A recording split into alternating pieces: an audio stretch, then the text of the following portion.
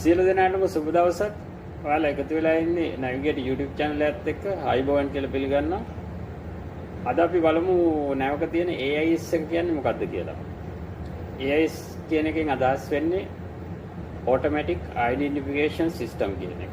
AIS එක introduce කරලා දීලා තියෙන IMO organization එකෙන් SOLAS chapter 5 Safety of Navigation කියන chapter 5 එක යටතේ තමයි introduce කරලා දීලා තියෙන්නේ. ඒ වගේම මේකට අදාළ වෙනවා ISPS code. එහෙම නැත්නම් International Ship and Port Facility Codes ඒකත් අදාළ වෙනවා.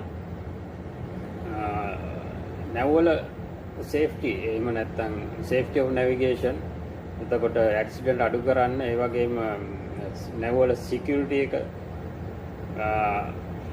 හොඳට පවත්වා ගන්න තමයි මේවා introduce කරලා දීලා තියෙන්නේ.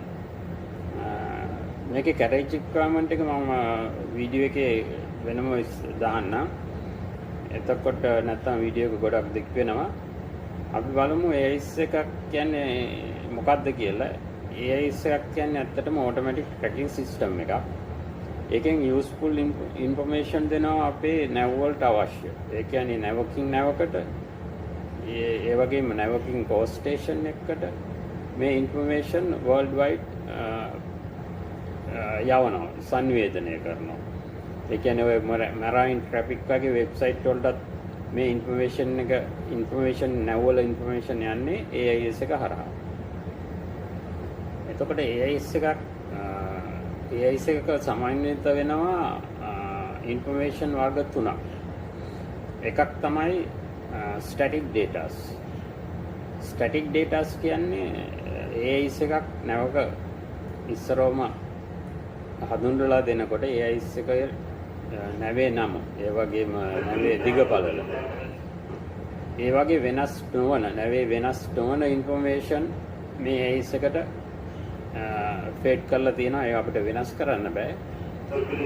ඒ ඉන්ෆර්මේෂන් සංවේදනය කරනවා නැව් වලට, coast station වලට, vessel traffic service වලට ඒ ඉන්ෆර්මේෂන් සංවේදනය කරනවා. අනිත් එක තමයි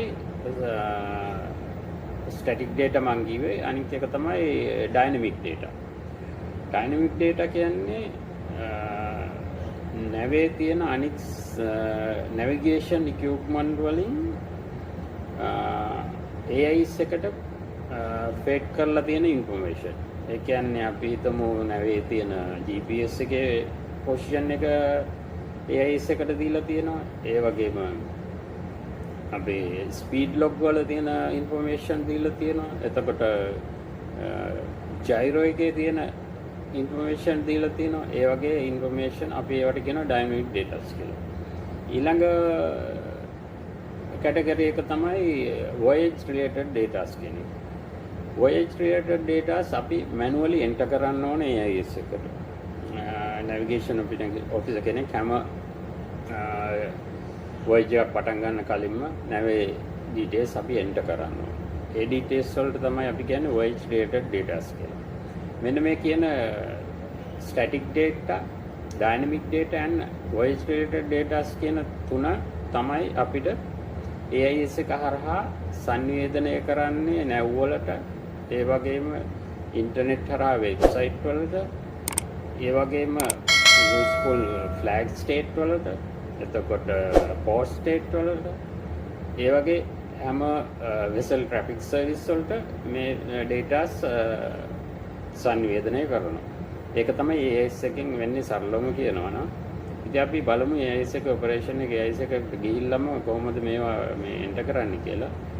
මම ආට කිව්වේ නෑ මොනවද මේ voyage related datas කියලා. voyage related datas කියන්නේ මේ අපේ නැවේ voyage එක. එහෙනම් අපි කොහෙටද යන්නේ? අපේ destination port එක. එතකොට නැවේ ගෙනියන කාගෝ එක මොකද්ද? නැවේ කී දෙනෙක් ඉන්නවද crew එක? ඒ වගේ datas වලට තමයි අපි voyage related datas කියලා කියන්නේ. අපි එහෙනම් AIS එකට ගිහිල්ලා බලමු වැඩි කතා කරන්නේ නැතුව. එතකොට ඔයාලට තේරෙයි මේ මොකද්ද කිව්වේ කියලා. හරි. මෙන්න තියෙනවා අපේ නැවේ AIS එක. ඔයාලට බලා ගන්න පුළුවන් ඩිස්ප්ලේ එක ඔය විදිහට තියෙන්නේ. JRC AIS එකක්. automatic identification system. එතකොට මම අර කිව්වා voyage related datas enter කරන්නේ මෙන්න මේ display එකේ.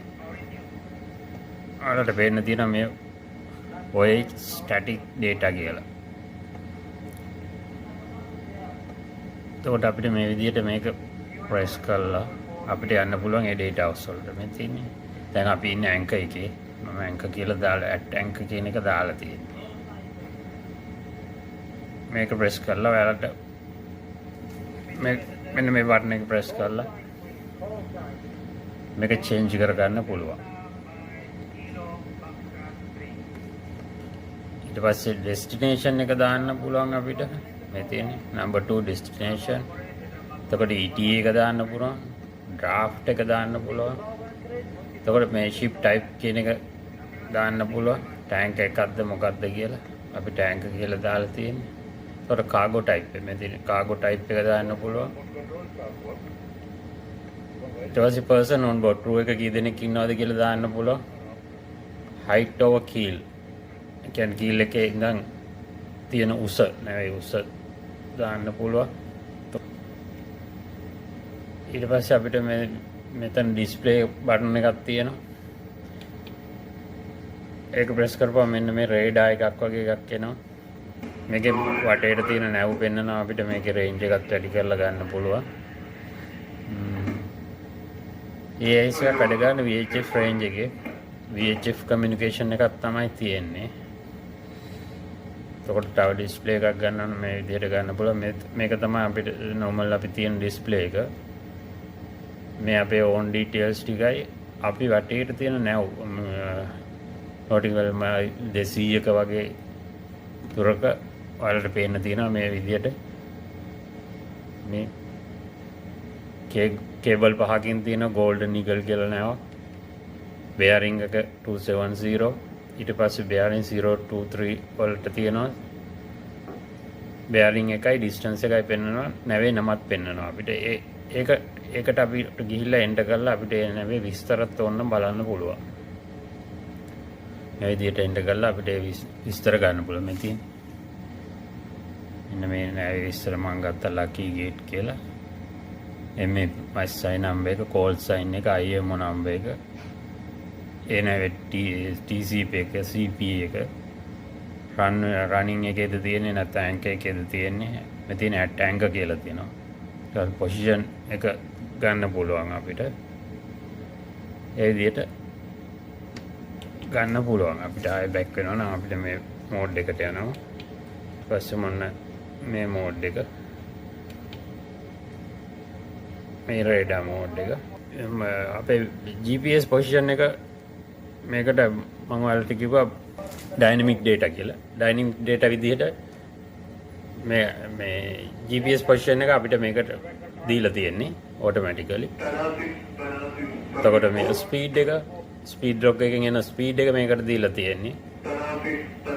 ඒ විදිහේ information dynamic information මේකට feed කරලා තියෙනවා.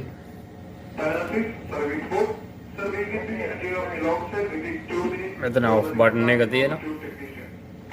මේ power dim එක කරන්න පුළුවන්. එතන power off කරන්න පුළුවන්. normally AIS එකක් අපිට off කරන්න බෑ. on කරලම තමයි තියන්න ඕන regulation එකේ විදිහට. මම දැන් ඔයාලට පෙන්නන්නම් කොහොමද මේකෙන් දෙන AIS position එහෙම නැත්නම් AIS details XDS එකට radar එකට දීලා තියෙන්නේ කොහොමද කියලා මම පෙන්නන්නම්.